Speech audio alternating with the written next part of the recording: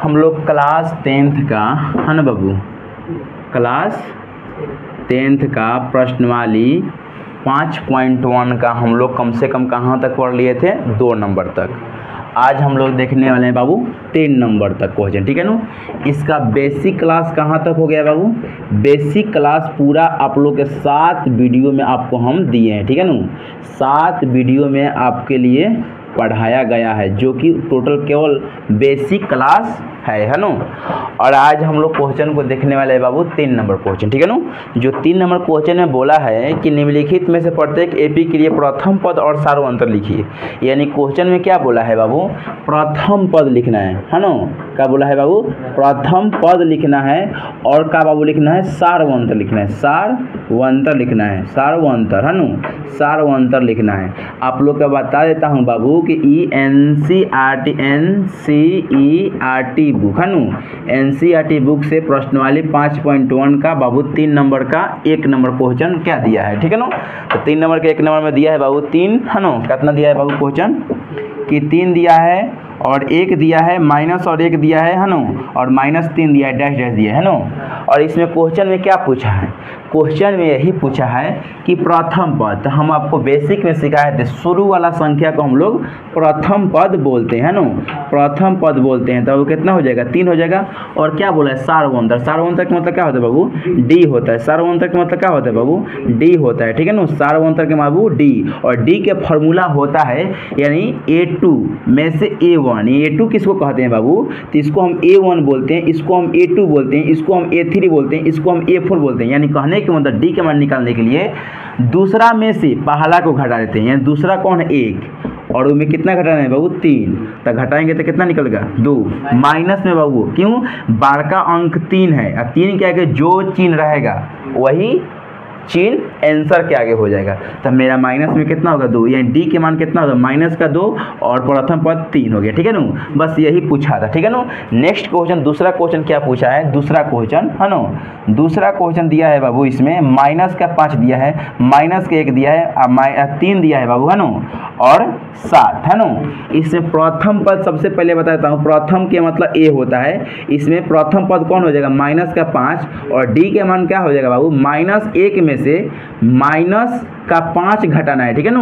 यानी कहने के मतलब ऐसे होगा ना बाबू, A2 में से A1, A2 कौन है, माइनस का 1 है, माइनस है तो माइनस, A1 कौन है, माइनस का कितना दिया है, 5 दिया है, -1 1 माइनस प्लस 5 के 5 में से 1 गया तो कितना हुआ, 4।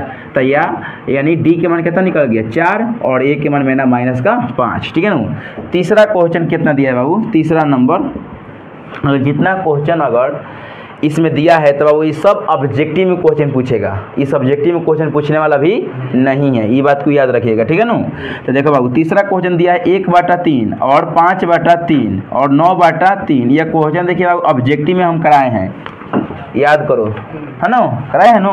तो इसको मैं बोला है बाबू शुरू वाला, सबसे पहले ए के मान बता देना, 1/3 हो गया, और डी के मान कैसे निकालेंगे, इसमें से भी घटा देना, ठीक है ना।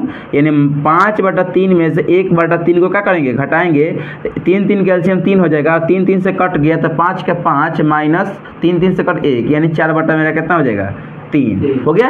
और एक क्वेश्चन और है, ठीक है ना, इसमें कितना दिया है, एक क्वेश्चन और है इसमें है ना, जो कि देखिए इसमें 0 पॉइंट दिया, देखिए दशमलव वाला है, ठीक है ना, दशमलव वाला है, ठीक है ना। देखिए यहाँ पर दिया है बाबू कि 0.6 और कितना दिया है बाबू, 1.7, 2.8 और 3.9 दिया है ना। तो इस क्वेश्चन में बाबू शुरू में पहले सबसे पहले ए के मान बताना है, तो ए के मान 0.6 हो गया ना।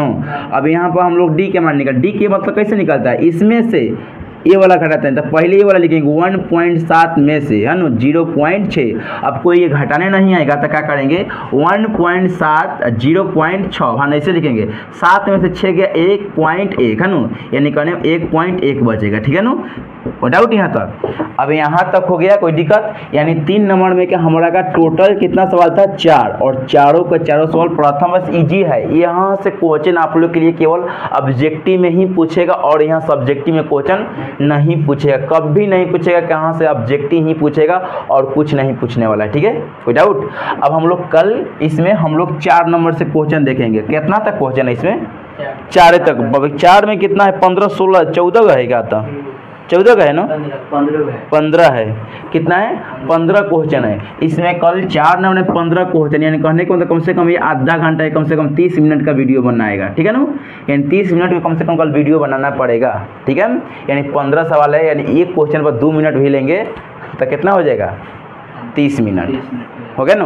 तो यानी 30 मिनट यानी आधा घंटा कल वीडियो बनाना पड़ेगा, उसके बाद पूरा का पूरा हो जाएगा सवाल, ठीक है ना। तो 4 नंबर जैसे समाप्त होगा तो 5.2 हम लोग स्टार्ट कर देंगे, ठीक है ना। उसके बाद एक और चैप्टर स्टार्ट कर देंगे, निर्देशांक ज्यामिति, ठीक है ना। इस चैप्टर जैसे चल रहा है, ठीक है ना। उसके बाद आप लोग के लिए निर्देशांक ज्यामिति को स्टार्ट कर दिए हैं, ठीक है ना। निर्देशांक है ना, निर्देशांक ज्यामिति, ठीक है ना। कम से कम 2-2 चैप्टर दिया जाएगा तो ठीक रहेगा, ठीक है ना। एक निर्देशांक ज्यामिति स्टार्ट किया जाए और इधर के भी इधर दिया जाएगा और निर्देशांक ज्यामिति के जैसे दिया जाएगा, ठीक है ना। दोनों देंगे तो अच्छा रहेगा। कोई डाउट यहाँ तक? आप लोग के लिए अभी निर्देशांक ज्यामिति चलेगा और यूट्यूब आप लोग के लिए अभी जैसे चैप्टर समाप्त होगा जल्द से जल्द समाप्त कर देंगे इसको। कल से तब वीडियो पूरा कंटिन्यू मिलेगा और कल से भी स्टैंड भी आ जाएगा। कोई डाउट यहाँ तक?